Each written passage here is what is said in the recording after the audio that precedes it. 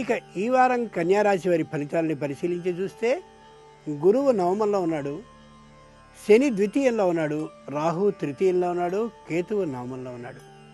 ఈ గ్రహ పరిస్థితిని పరిశీలించి చూస్తే వివాహాది శుభకార్యాలు కలిసి వచ్చే అవకాశం ఉంది, నిరుద్యోగులకి ఉపాధి కలిగే అవకాశం ఉంది, న్యాయస్థానపు అనుకూలపు తీర్పు లభించే అవకాశం కనిపిస్తుంది. ఉత్తర ఫల్గుని నక్షత్ర జాతకులకి నిరుద్యోగులు అయ్యుంటే ఉపాధి కలిగే అవకాశం ఈ వారం మెండుగా ఉంది. హస్త నక్షత్రం వారికి న్యాయస్థానపు అనుకూలపు తీర్పు వచ్చే అవకాశం కనిపిస్తోంది. చిత్తా నక్షత్రం వాళ్ళకి కుటుంబంలో ఐకమత్యంతో పాటు వివాహాది శుభకార్యాలు కలిసి వస్తాయి కూడా ఈ వారం. దైవపరంగా అయితే నవగ్రహ స్తోత్రాన్ని పఠించడం మంచిది.